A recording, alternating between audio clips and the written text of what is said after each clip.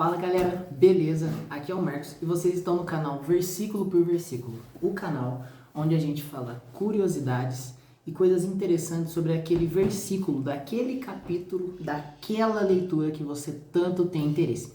Hoje nós vamos falar do capítulo 3 de Gênesis. E a pergunta que eu faço é: por que era uma serpente, não era um cachorro, não era um orangotango que falou? Por que ela se chamou Eva e não Regina, não Kimberly? E por que eles se cobriram com uma folha de figueira e não com uma folha de mamona, não com uma folha de banana? E, enfim, isso e muito mais vocês vão ver no vídeo de hoje, tá? Então vamos embora. Capítulo 3 de Gênesis. Versículo 1. A serpente era o mais astuto de todos os animais selvagens que o Senhor tinha feito. Primeira coisa, por que era uma serpente, não uma vaca, não uma capivara? Seguinte, pessoal, a serpente, ela é um animal astuto, um animal silencioso, um animal que movimenta-se sem nenhum barulho, ela é astuta e ela dá o bote. Ela dá o bote sem que a sua presa veja. Se fosse uma vaca, um tamanho daquele bicho lá, vaca não dá medo, vaca é uma coisa mais passiva, mas serpente não. Serpente é como o pecado, ela sempre está ali te observando. No momento que você menos espera, isso mesmo, ela te morde.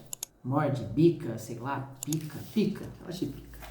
Então por isso que tinha que ser uma serpente e não um outro animal, ok?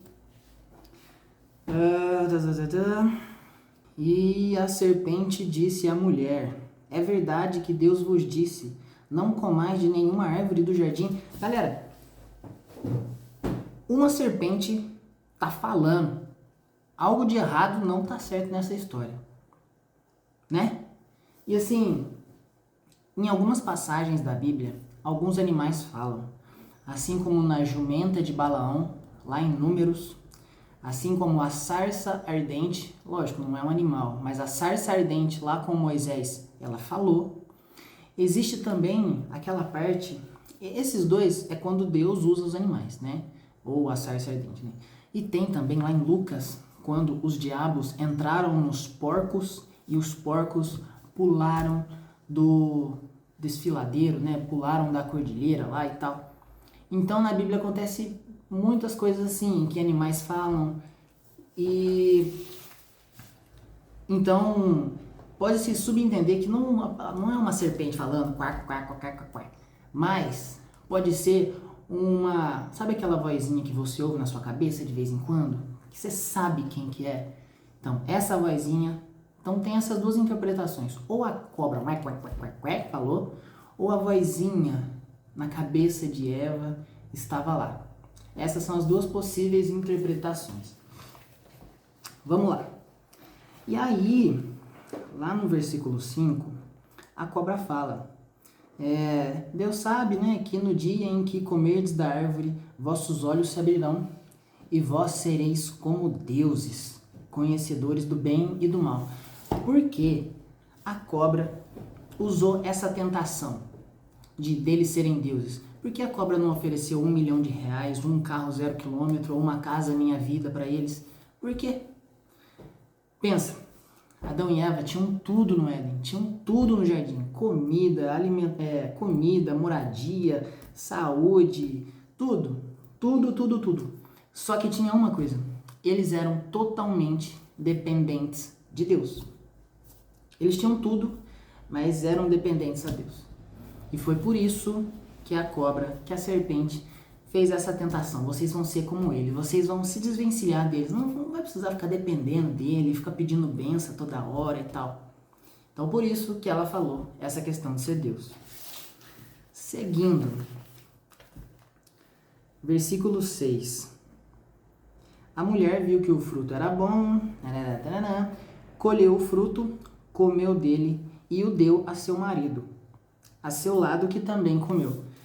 Aí a pergunta que fica é: por que Eva não comeu e ficou quieta na dela? Por que ela não comeu tudo ou jogou semente fora? Por que ela não pegou a fruta, jogou em Adão? Por que ela comeu e fez questão de dar um pedaço para Adão, cara? É o seguinte, tem uma frase que diz assim: o pecado ama companhia. O pecado, tá, beleza, você sozinho pecando, ok, mas o pecado ele gosta de mais pessoas. O pecado ele ama uma companhia, tá? Outra coisa, versículo 7. Depois que eles comeram, né, a fruta, eles teceram para si tangas com folhas de figueira. Então eles fizeram saias com folha de figueira. Por que eles fizeram com folhas de figueira, não com folha de mamona, não com folha de banana, de bananeira, né, no caso? Sei lá, por que de figueira? Figueira significa hipocrisia espiritual. Não foi à toa que eles pegaram figueira. Não é à toa que aqui está escrito figueira. Figueira significa hipocrisia espiritual. É uma folha seca, é uma folha leve, sem muita água. E outra coisa, eles fizeram saias, ou seja, a figueira, quando você tira ela do pé lá da planta, ela começa a soltar látex. Esse látex, ele irrita a pele, esse látex queima a pele, esse látex causa irritação. Ou seja, eles tiraram a figueira, que significa hipocrisia espiritual, fizeram uma tanga e, lógico, começaram a se coçar, começaram a queimar, sabe? A pele começou a queimar. E o que isso significa? Isso significa que, após um pecado, nenhuma solução humana pode resolver esse problema. Nenhuma solução humana pode apagar o pecado.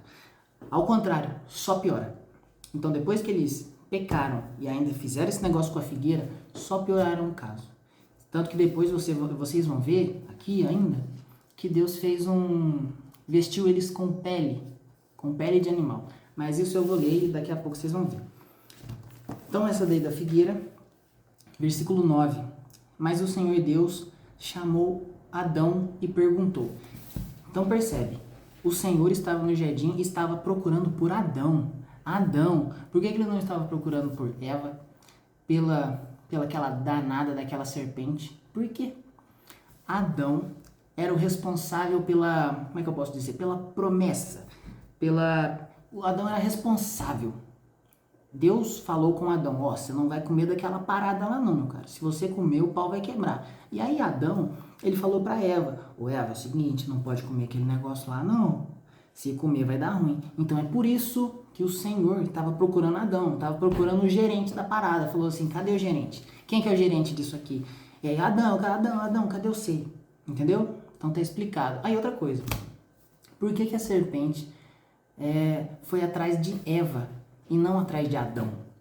Foi por causa disso. Deus falou com Adão e Adão falou com Eva. Então a serpente, ela pensou assim, bom, se eu falar com Eva, parece ser mais fácil. Mas se eu falar com Adão, eu acho que ele vai me dar umas pancadas, porque ele recebeu a ordem direto de Deus. Eva recebeu direto de Adão. Então, eu acho que o mais fácil seria com Eva. Então, a serpente não foi burra. Ela foi direto em Eva, porque era uma presa mais fácil, digamos assim. Tá?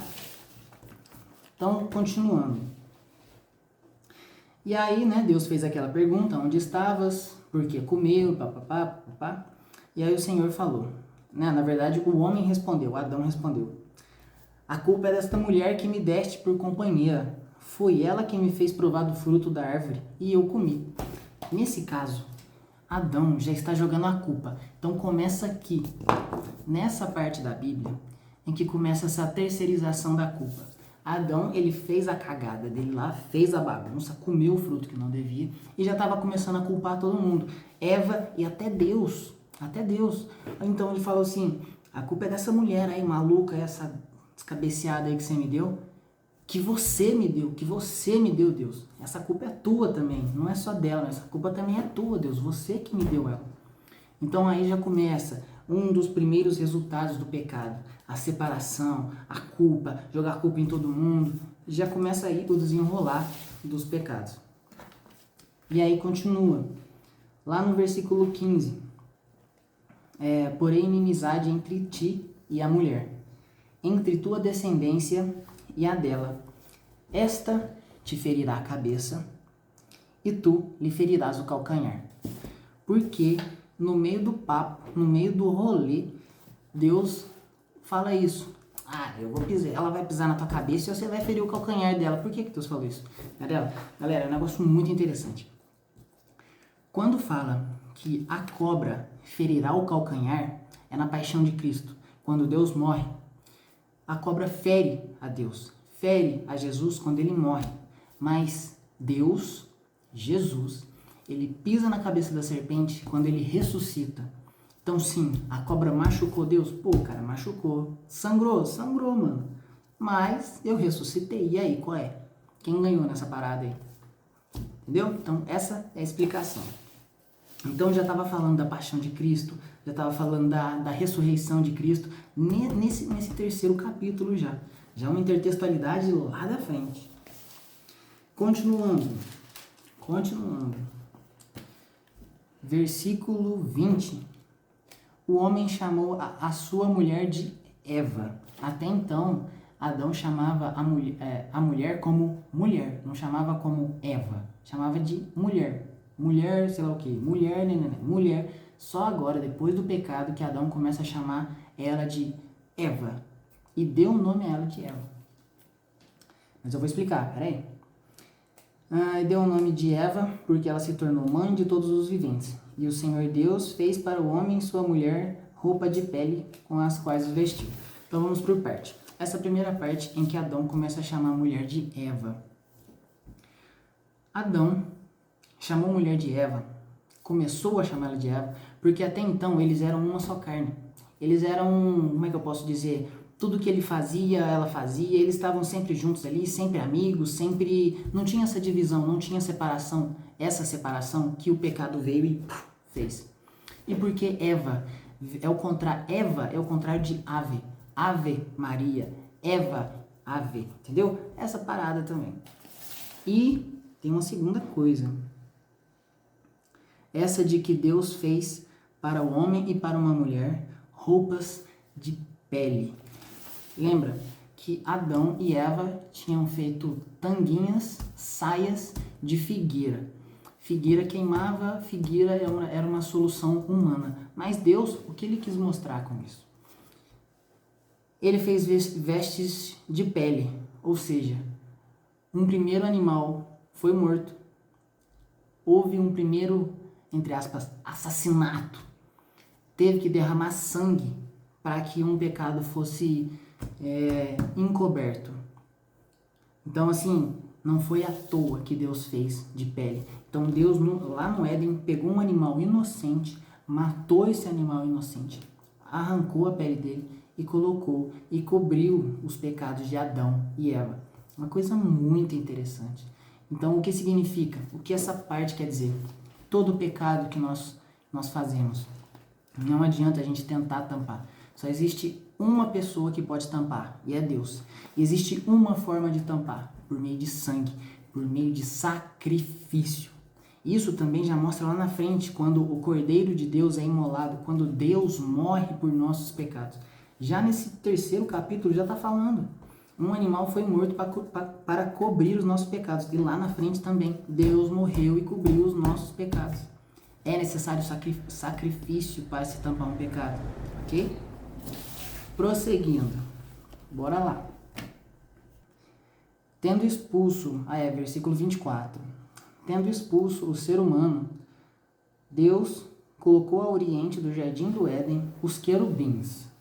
Querubins. Por que querubins? Com a espada fulgurante e cintilar, para guardar o caminho da árvore da vida. Então pensa, tinha o jardim bonitão, tinha o portão principal lá, né, que o pessoal tem que pagar lá o ticket, tô brincando. Tinha o jardim, e no portão Jesus colocou um querubim. Não foi um anjo, não foi uma cabra, não foi serafins. Ele colocou um querubim. E pior, o querubim com uma espada. Não era um papel, um papiro, não era com uma caneta, não era com uma chave de fenda, não era com nada, era com uma espada. E a espada, ela era cintilante. Cintilante e fulgurante ainda. Ou seja, o que isso significa? Significa o seguinte: Adão e Eva pecaram. Deus expulsou eles do jardim, deixou eles de fora. Por quê? Em pecado, se eles comessem da fruta da vida, a fruta de Deus, eles viveriam eternamente no pecado. Então, o que Deus fez? Então, foi um ato de misericórdia que Deus fez, tá? Um ato de misericórdia. Deus fechou o jardim e falou, vocês caem fora daqui, fica aí fora. Deus colocou um anjo para que eles não entrassem, não voltassem e morressem, porque eles iriam morrer no pecado. Então, foi um ato de misericórdia, porque Deus colocou eles para fora, deu a opção de falar assim, ó, vocês vão lá, vão redimir o pecado de vocês, vão, sei lá, arruma alguma coisa aí, mas eu não quero que vocês morram. Então, mesmo pecando, Deus amava Adão e Eva. Isso foi um ato de misericórdia, colocar um querubim lá na porta. E por que um querubim, não um anjo, não um serafim? Olha só, serafim são os primeiros adoradores de Deus. Tem Deus, tem os serafins, que são os que adoram a Deus, estão lá sempre orantes, são os mais próximos de Deus, Os anjos são os mensageiros de Deus. Eles levam a mensagem, olha só, isso daqui, Os querubins não, eles estão aqui para fazer o que precisa ser feito. Se é para matar, a gente vai matar. Se é para fazer juízo, a gente vai fazer juízo. Tanto que lá em Números, aquela lá que eu falei, a jumenta de Balaão, nesse cenário aparece um querubim também com uma espada. Tava lá para fazer o que precisava ser feito. Ou você muda, ou você morre. O querubim estava lá para isso. É para matar, se for necessário matar. Era uma espada, não era uma caneta, não era um papel. Era uma espada, porque espada significa juízo. Se for para matar aqui, eu vou matar. E por isso, não era uma peninha para escrever, não era para dar penada, não era para dar papelada, jogar papel. Não, era para matar, rasgar. Matar mesmo. E por que fulgurante e cintilante? Cara, uma espada super mega ultra hardcore, pack mac tech. Era espada pra... A espada, ela pegava fogo. A espada, ela ficava rodando. Era para não dar espaço. Era para não dar qualquer sobra de espaço para que eles entrassem. Então o anjo estava lá, o querubim estava lá para rebentar, tá? Então assim, pessoal, o que mais que nós temos aqui? Para guardarem o caminho da árvore da vida. Bom, o capítulo 3 de hoje foi isso. Os pontos principais são esses. Espero que vocês tenham amado o vídeo. Se vocês gostaram, curtam, compartilhem. Enfim, se inscrevam. Tamo aí.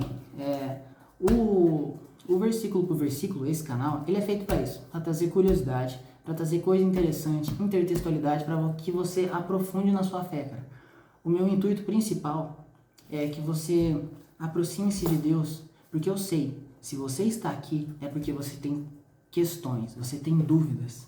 E eu tô aqui para te ajudar a se aproximar de Deus, não só para você ser só mais inteligente da mesa, o mais bonitão, inteligente que sabe de tudo. Não, mas para saber e se aproximar de Deus como uma pessoa humilde. Entender que Deus é o cara que pode mudar tudo na tua vida. Tá bem? Então, é isso daí. Até o próximo vídeo. O próximo vídeo vai ser o 4º capítulo. E tamo junto. Até mais. Com Deus.